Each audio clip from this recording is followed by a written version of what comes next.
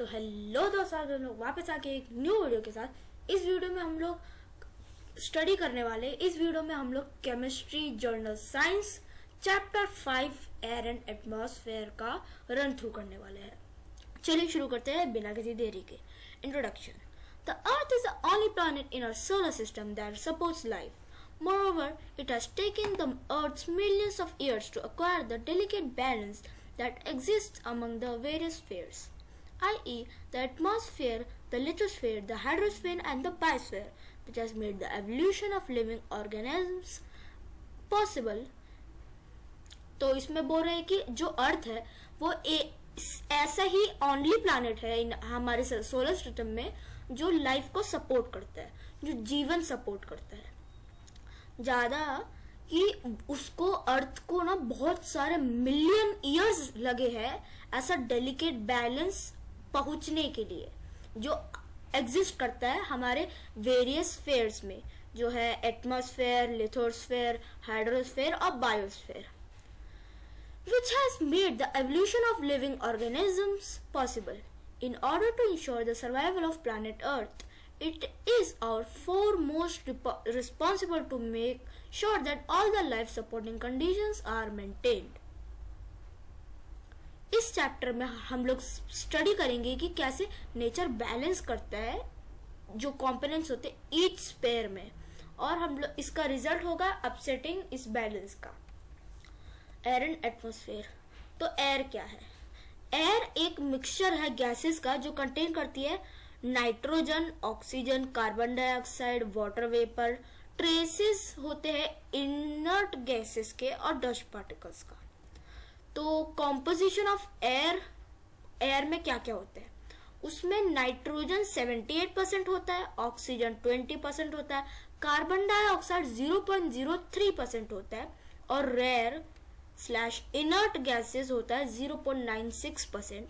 Water vapour उसमें होता है वेरिएबल, जो एब्सेंट होता है 10 से 12 किलोमीटर अर्थ के सरफेस के अबाव। तो हम लोग कंपोनेंट्स ऑफ एटमॉस्फेयर को पढ़ते हैं। जो अर्थ है वो एक ब्लैंकेट है गैसेस का जो एनवेलप करता है अर्थ को। अर्थ का जो एटमॉस्फेयर है वो सबसे ज्यादा थिक है अर्थ के सरफेस के पास, मतलब कि विद इन 15 किलोमीटर। इस because of this pulling effect of the earth's gravity, जो एटमॉस्फेयर हमें प्रोटेक्ट करता है एक्सट्रीम अलग अलग चेंजेस जो टेम्परेचर और हार्मफुल रेज होते हैं सन के जो यूवी रेज होते हैं, अगर वो सीधा नहीं आ पाते हमारे पास, इससे हमें एटमॉस्फेयर और एयर हमें प्रोटेक्ट करता है। तो कंपोनेंट्स ऑफ एटमॉस्फेयर जो हमने अभी पढ़े वो है मेन कंपोनेंट ऑफ एयर है नाइट्रोजन 78%, ऑक्सीजन 21%, छोटे छोटे amount of carbon dioxide, water vapour, rare gases और डस्ट पार्टिकल्स। अब ओजोन लेयर होता है 16 किलोमीटर अर्थ के बाहर। जो रेज ऑफ द सन होते हैं उसको ऑक्सीजन में कन्वर्ट करके वो ओजोन से जाता है। जो ब्लैंकेट है ओजोन का वो सबसे थिक होता है अराउंड 23 किलोमीटर अर्थ के सरफेस से। तो ये आप डायग्राम देख सकते हैं उसका कि कितना कितना होता है एयर में। नाइट्रोजन सबसे ज्यादा होता है, फिर ऑक्सीजन, फिर carbon dioxide, helium, neon, argon, xenon, krypton और रेडन, ब्ला ब्ला ब्ला। अब प्रॉपर्टी पे बढ़ते हैं main components of air. Nitrogen एक कलरलेस और ओडरलेस गैस है। वो स्लाइटली लाइटर है एयर से और वो इनसॉल्यूबल है, मतलब कि उसे मिलाया नहीं जा सकता वाटर में, जो डिजॉल्व नहीं होता वाटर में। वो बर्न भी नहीं होती है और वो हेल्प भी नहीं करती है बर्न होने में। वो नॉन कंबस्टाइल और नॉन सपोर्टर ऑफ कंबशन है। ऑक्सीजन भी एक कलरलेस और ओडरलेस गैस है। वो थोड़ा सा हैवी है एयर से और उसकी वो थोड़ा सा सोल्यूबल है वाटर में। जो एक्वाटिक प्लांट्स होते हैं और जो एनिमल्स होते हैं वो डिजॉल्व ऑक्सीजन को रेस्पिरेशन के लिए यूज करते हैं और वो अपने आप को बर्न नहीं होती, पर वो सपोर्टर है कंबशन का। अब एयर ऑक्यूपाई स्पेस और उसके पास मास है, उसका हम ये देखते हैं। अगर हम एक बलून में एयर ब्लो करेंगे तो फिर वो उसका साइज इंक्रीज करेगा। जो इंक्रीज होता है साइज में बलून में, उससे प्रेजेंस दिखा रहा है एयर का, जो शो करता है कि एयर में होता है स्पेस। अब दो बलून्स को लो जो इक्वल वेट के हैं। एक बलून में आप फूंक मार दो ज्यादा से ज्यादा और वो बड़ा हो जाए, और उन दोनों का तुम लोग ये वजन लो, तुम देखोगे कि इन्फ्लेटेड बलून जो है भरा हुआ वो थोड़ा ज्यादा हैवी होगा। इससे दिखाता है कि जो एयर है इस बलून के अंदर उसमें वेट भी है। आगे बढ़ते हैं। ऑक्सीजन बर्निंग के लिए नेसेसरी होती है। इसका एक्सपेरिमेंट है कि आप एक बर्निंग कैंडल को एक ग्लास टम्बलर में डालो, बहुत जल्दी ही वो स्टॉप करेगा बर्निंग। ऐसा इसलिए होता है क्योंकि ऑक्सीजन जो एयर होती है वो टम्बलर के अंदर यूज्ड अप नहीं होती है, यूज्ड अप हो जाती है और वो ज्यादा अवेलेबल होती नहीं है। इससे समझ आता है कि ऑक्सीजन बर्निंग के लिए भी नेसेसरी है। कार्बन डाइऑक्साइड में बढ़ते हैं। कार्बन डाइऑक्साइड भी कलरलेस और ओडरलेस गैस है। 1.5 टाइम्स वो ज्यादा हैवियर होती है एयर से। वो सॉल्युबल होती है वाटर में। एक्वाटिक प्लांट होते हैं वो डिसॉल्व कार्बन डाइऑक्साइड को यूज करते हैं फोटोसिंथेसिस के लिए, और वो नॉन कंबस्टाइल है और कंबशन का सपोर्ट भी नहीं करती है। अब टेस्ट करेंगे कार्बन डाइऑक्साइड का। वो एक्सटिंग्विश करती है एक ग्लोइंग स्प्लिंटर को। वो लाइम वाटर मिल्की कर देती है। लाइम वाटर एक कलरलेस सोल्यूशन है, कंपाउंड, जिसको कैल्शियम हाइड्रोक्साइड और स्लेग लाइम से बनाते हैं। आगे बढ़ते हैं। इंपॉर्टेंस देखते हैं अभी हम कंपोनेंट्स एटमॉस्फेयर के। नाइट्रोजन जरूरी किसके लिए है, उसके इंपॉर्टेंस क्या है? फोटोसिंथेसिस। नाइट्रोजन सबसे मेन कंस्टिट्यूशन है अमीनो एसिड्स का। अमीनो एसिड्स होते हैं बिल्डिंग ब्लॉक्स प्रोटीन्स बनाने के लिए। प्रोटीन्स होते हैं लिविंग ऑर्गेनिजम्स के जीने के लिए, ताकि वो और ग्रो होए और अपने खराब पार्ट्स को रिपेयर कर पाए। नाइट्रोजन से अमीनो एसिड्स बनते हैं और अमीनो एसिड से प्रोटीन बनते हैं। ऑक्सीजन पे बढ़ते हैं। ऑक्सीजन एक यूज्ड गैस, एक ऐसी गैस होती है जो सारे ऑर्गेनिज्म से ली जाती है ताकि वो सांस ले पाए और वो एनर्जी प्रोड्यूस कर पाए। जब लिविंग ऑर्गेनिज्म ऑक्सीजन को ब्रीद इन करते हैं, ऑक्सीजन ब्रेकअप कर देता है फूड को जो उनके बॉडी के अंदर होता है और एनर्जी को रिलीज करता है। ये एनर्जी यूज होती है ऑर्गेनिज्म से ताकि वो अपनी नॉर्मल फंक्शंस कैरी आउट कर पाए। एक्वाटिक प्लांट ये ऑक्सीजन डिसॉल्व यूज करते हैं वाटर में ताकि वो रेस्पिरेशन कैरी आउट कर पाए। अब कंबशन क्या होता है? कंबशन एक प्रोसेस है जिससे सब्सटेंस जो होते हैं वो कंबाइन कर जाते हैं ऑक्सीजन से, एयर के ऑक्सीजन से, और वो हीट बाहर देते हैं। कंबशन में ऑक्सीजन सिर्फ ऐसी ही ओनली गैस है जो प्रेजेंट होती है एटमॉस्फेयर में, जो अलाउ करती है सब्सटेंस को बर्न होने में। उसमें अगर ऑक्सीजन होती ही नहीं तो फिर फायर बनाना एकदम इम्पॉसिबल ही होता। अब कार्बन डाइऑक्साइड में पढ़ते हैं।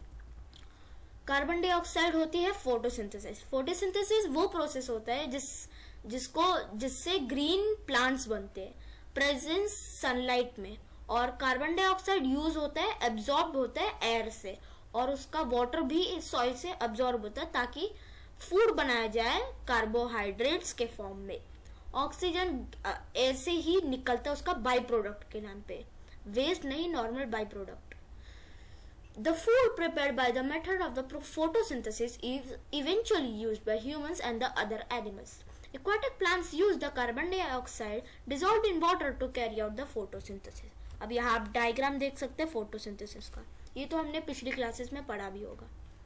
अब ग्रीन हाउस इफेक्ट्स में आते हैं। Greenhouse effect. The sunlight consist of mainly 3 types of rays और रेडिएशन। ये होते हैं इंफ्रारेड, विजिबल रे और अल्ट्रावायलेट रे। जो इंफ्रारेड रेडिएशन होते हैं वो अर्थ को एंटर करते हैं और वो एटमॉस्फेयर में एंटर होते हैं और वो ऑब्जेक्ट्स को हीट अप कर देते हैं जो अर्थ में होते हैं। जो हीट रे होते हैं, जो इंफ्रारेड ही होते हैं, वो बाहर आते हैं इन हॉट ऑब्जेक्ट से और उनको कार्बन डाइऑक्साइड से अब्जॉर्ब कर लिया जाता है जो एयर में होता है। ताकि वो एटमॉस्फेयर से वो अलाउ नहीं हो पाए एस्केप करने के लिए। इसलिए एनवायरनमेंट अर्थ के अंदर वार्म होता है। Experience the green house effect. एक हॉट आफ्टरनून में आप एक कार को पार्क करेंगे सन में और फिर उसके विंडो पेन्स को बंद कर देंगे।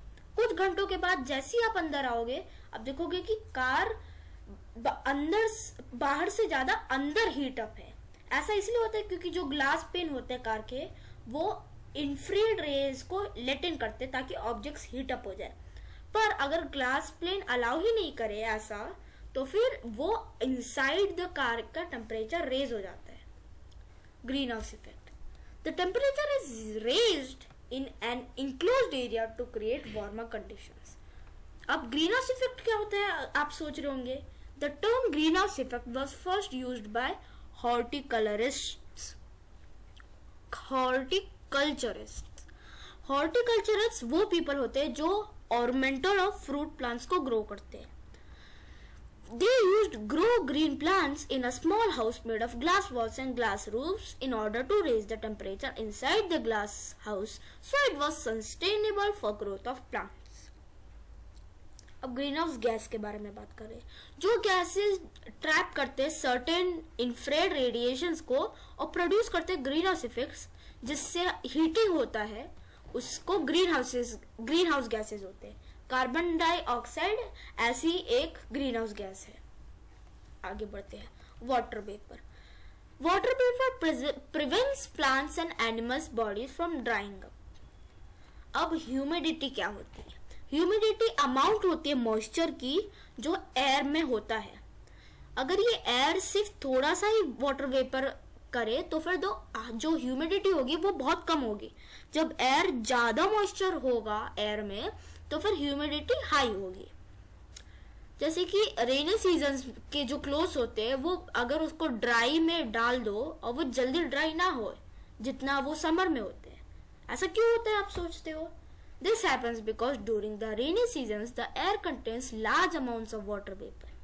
Since water vapour is already present in the air, more water can not evaporate from the clothes.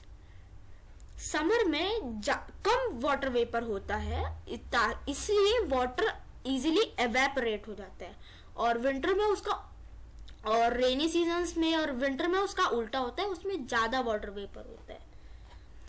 इस ऑब्जर्वेशन से आपको क्लियर हो जाएगा कि जो अमाउंट ऑफ वाटर वेपर है एयर में वो कंट्रोल करता है इवेपोरेशन का रेट। इसलिए वो वाटर वेपर जो एयर में होता है अगर वो नहीं हो तो फिर प्लांट और एनिमल्स की बॉडी जल्दी वाटर लूज कर देगी और वो ड्राई हो जाएगी। तो हम यहाँ देख सकते हैं कि क्लोथ्स ज्यादा टाइम लेते हैं अगर वाटर वेपर ज्यादा हो। आगे बढ़ते हैं। Determines climate conditions. In the upper cooler regions of the atmosphere the water vapour consist into water. These water droplets collect the form of clouds and then fall to the earth's surface as rain or snow. इसको बोला जाता है water cycle. वो water vapour also provide करता है water plants और animals की growth के लिए। रेन और स्नो जो होता है रिजल्ट वाटर वेपर का वो नेचुरल सोर्सेज ऑफ वाटर जो फिलअप करके ओशन रिवर्स और लेक्स बनाए। इस वाटर से प्लांट्स और एनिमल्स की ग्रोथ होती है क्योंकि हम बिना पानी के जी नहीं पाएंगे। वाटर प्रिवेंट करता है एयर को डिटरमाइन करने के लिए कि क्लाइमेटिक कंडीशंस होते हैं वो प्रोवाइड करते हैं वाटर प्लांट्स और एनिमल्स की ग्रोथ के लिए। ओजोन लेयर में आते हैं।